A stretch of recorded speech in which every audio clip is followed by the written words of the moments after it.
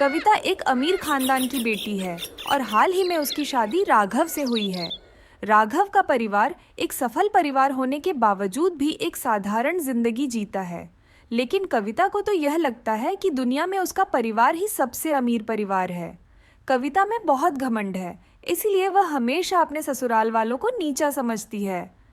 एक दिन कविता की जेठानी सीता ने उससे कहा, कविता, सब लोग तुम्हारा इंतजार कर रहे हैं, चलो नाश्ता करने। भाभी, प्लीज आप मेरा नाश्ता कमरे में भिजवा दो। मैं ऐसे किसी के साथ खाना नहीं खा सकती।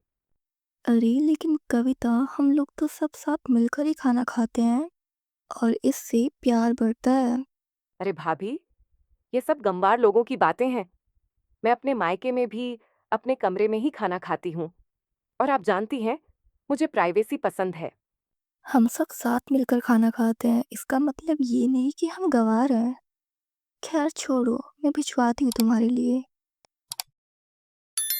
सीता वहाँ से चली जाती है। वो ये सारी बातें अपनी सास सुहानी को बताती है। सुहानी सीता से कहती है, अरे छोड़ो बहू, नई-नई शादी हुई है ना, इसलिए ऐसा बोल रही है।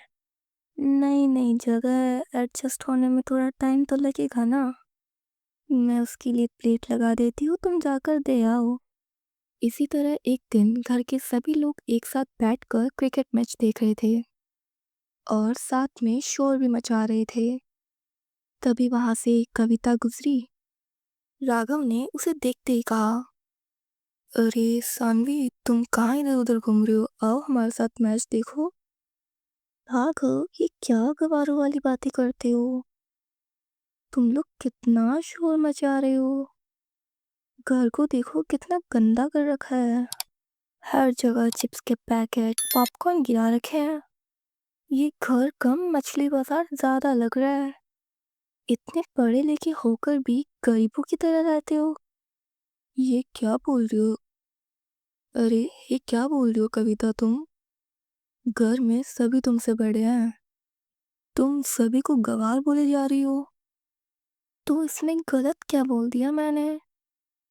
देखो राघव, मुझे इतने शोर में रहने की आदत नहीं है। तुम अपने घर वालों को बोलो कि अपने अपने कमरे में रहकर आराम से मैच देखें। इतना शोर मचाने की क्या जरूरत है? कविता राघव और सभी घर वालों की इंसल्ट करके वहां से चली जाती है। राघव को बहुत गुस्सा आता है। तभी सीता राघव से कहती है, राघव, तुम अपनी पत्नी के ऊपर बहुत गुस्सा आ रहा है ना? लेकिन ये तो कुछ भी नहीं है कि जब से आई है सभी घर वालों के बारे में ऐसे ही बोली जा रही है। पहले तो माँ और मुझे ऐसा लगा कि यहाँ पे एडजस्ट नहीं कर पा रही है, लेकिन इसका व्यवहार तो और भी खराब होता जा रहा है। पता नहीं इतनी घमंडी और नकचुदी कैसे है। भाभी, आपने ये बात पहले क्यों नहीं बताई मुझे? मुझे माँ जी ने बताने से मना किया था। माँ, अपनी भाभी को क्यों मना किया? अभी इस कविता को ठीक करता हूँ।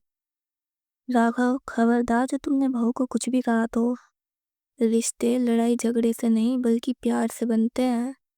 आज के बाद घर में उसे कोई कुछ नहीं कहेगा। उसे जैसे इस घर में रहना है वो ऐसे ही रहेगी। उस दिन के बाद घर में कविता को कोई कुछ नहीं बोलता। उसके जो मन में आता वो वही करती। वो घर का कोई काम भी नहीं करती। एक दिन वो सोचती है, काफी दिनों से मुझे घर में कोई कुछ भी नहीं कहता। मेरे मन में जो भी आता है मैं वही करती हूँ। मेरे कपड़े मुझे टाइम से धुले हुए मिल जाते हैं। घर की साफ सफाई मुझे नहीं करनी पड़ती और खाना मुझे माँ और भाभी दे के चली जाती है। और तो और खाली प्लेट भी खुद ही लेने आती है। इस घर के लोग थोड़े अजीब लगते हैं। कविता ये सब सोच ही रही थी कि तभी वहां पे राघव आ जाता है और बिना कुछ बोले बेड पर आकर लेट जाता है। कविता जब उसे ऐसे देखती है तो कहती है, अरे राघव, आप कब आए? मेरा तो ध्यान ही नहीं गया। कुछ बोला भी नहीं, आते ही लेट गए। क्या बोलूँगा तुम्हें? तुम्हें तो हम सब गँवार और भिखारी लगते हैं ना। तो मुझे लगा कि तुम मेरे जैसे गँवार से बोलना पसंद करोगी भी या नहीं। अच्छा, तो तुम्हारी माँ और भाभी ने तुम्हें मेरे खिलाफ भड़का ही दिया। और क्या-क्या कहा है उन दोनों ने? मेरी माँ तुम्हारी तरह नहीं, उन्होंने तो मुझे मना किया था कि मैं तुमसे कुछ भी ना बोलूँ। और आज के बाद मेरी माँ और भाभी के बारे में तुम भी कुछ मत बोलना। तुम अपनी माँ और भाभी का नाम सुनते ही इतना आग बबूला क्यों हो गए? ऐसा तो कुछ नहीं कहा मैंने। वो तुम्हारे बारे में कुछ भी नहीं बोलते ना, तो बेहतर होगा कि तुम भी मत बोलो। और तुम्हारे पास उनके खिलाफ बोलने के लिए कुछ है ही क्या? तुम्हारा हर काम तो वही करती है और कभी तुमसे कुछ कहती भी नहीं। जब से तुम शादी करके इस घर में आई हो तब से तुमने कुछ काम किया भी है? अरे दूसरा काम तो छोड़ो, तुमने आज तक मेरा या तुम्हारा काम भी किया है? ये बोलकर राघव सो जाता है। लेकिन कविता को पहली बार ऐसा लगता है कि उसे किसी ने आईना दिखा दिया। एक दिन सभी लोग साथ में बैठकर नाश्ता कर रहे थे और कविता अपने कमरे में बैठकर अलग अपने फोन में लगी हुई थी। तभी वहां पे उसके पिता सूरज आ गए। सूरज सुहाने के सामने हाथ जोड़कर खड़े हो गए। अरे समधन जी, कैसी हो आप? कविता ने पहली बार अपने पिता को किसी के सामने झुकता हुआ देखा था। उसे ये देखकर हैरानी हुई और वो सोच में पड़ गई। मेरे पापा के आगे पीछे लोगों की भीड़ लगी रहती है और ये यहाँ पे मेरी सास के सामने हाथ जोड़कर खड़े हैं। बात कुछ समझ में नहीं आ रही। कविता ये सब सोच ही रही थी कि तभी उसकी सास ने उसे आवाज देकर कहा, कविता बहू, तुम्हारे पिताजी आए हैं, आके मिल लो। मैं तब तक चाय नाश्ता बना लेती हूँ।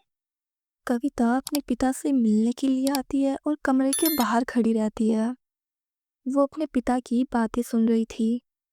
उसके पिता उसके पति और सास से कहते हैं, समधन जी, इस बार मुझे बिजनेस में काफी नुकसान हुआ है, इसलिए मुझे आपकी छोटी सी हेल्प चाहिए।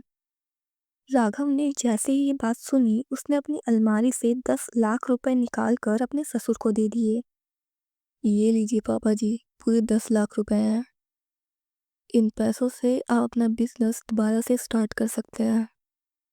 आप बिल्कुल भी चिंता मत कीजिए। अरे बेटा, तुमने बिना पूरी बात सुने मुझे 10 लाख रुपए दे दिए। लेकिन बेटा ये बहुत ज़्यादा है, मुझे इतने रुपए नहीं चाहिए। भाई साहब रख लो, बिजनेस के काम तो ऐसे ही होते हैं। क्या पता आगे ज़रूरत पड़ जाए। और इसके अलावा किसी भी चीज़ की ज़रूरत हो तो बता देना। हम सब आपके अपने ही तो हैं। किसी बात की चिंता मत करना। राघव आपके बिजनेस को चलाने में भी मदद करेगा। बहन जी, अपनी बेटी के लिए ऐसा परिवार पाकर मैं तो धन्य हो गया। राघव, तुम दामाद नहीं बेटे हो। हाँ हाँ पापा जी, बिल्कुल ठीक कहा आपने। अब से आप मुझे बेटा ही समझिए। देखो, आपको किसी भी चीज़ की ज़रूरत हो ना तो आप बिना झिझक के हमें बता सकते हैं। थोड़ी देर बात करने के बाद सूरज वहां से जाने लगा। तभी उसकी नज़र अपनी बेटी पे गई। सूरज कविता के पास गया और बोला, बेटा, मैंने तुम्हारी शादी बहुत सोच समझ के इस घर में की है। तुम्हारे ससुराल वाले बहुत अच्छे हैं। इनके पास इतना पैसा है कि तुम सोच भी नहीं सकती। लेकिन फिर भी ये लोग सादा जीवन जीते हैं। हमारा घर तो पैसों से बना है, लेकिन इनका घर प्यार से बना है। और तुम्हारे ससुराल वाले दान पुण्य का काम भी बहुत करते हैं। सूरज अपनी बेटी से मिलकर वहां से चला गया और कविता उस टाइम अपने बर्ताव के लिए शर्मिंदा थी। उसे समझ नहीं आ रहा है कि वो अपने ससुराल वालों से माफी कैसे मांगे। वो ये सब सोच ही रही थी कि तभी उसकी सास उससे कहती है, अरे कविता बहू, तुम इतनी देर से यहाँ क्यों खड़ी हो? तुमने नाश्ता नहीं किया है ना? तुम अपने कमरे में जाओ, मैं नाश्ता लेकर आती हूँ। माँ जी, मैं वो आज। हाँ हाँ बोलो। बोलो क्या हुआ? माँ जी, मैं आज आप सबके साथ नाश्ता करूँगी। सुहानी ये सब सुनकर हैरान तो हो गई, लेकिन उसने खुश होकर कहा, हाँ हाँ, क्यों नहीं बहू, आओ आओ। कविता सबके साथ बैठकर नाश्ता करने लगी और साथ ही साथ ये कोशिश करने लगी कि वो सबके साथ घुल मिल जाए। सुहाने ने तो उसे अपने घर में खुले दिल से स्वीकार कर लिया है, लेकिन कविता की कड़वी बातों ने राघव और उसकी भाभी के दिल में काफी असर किया है। पता नहीं कविता अपने पति और अपनी भाभी का दिल कभी जीत भी पाएगी या नहीं।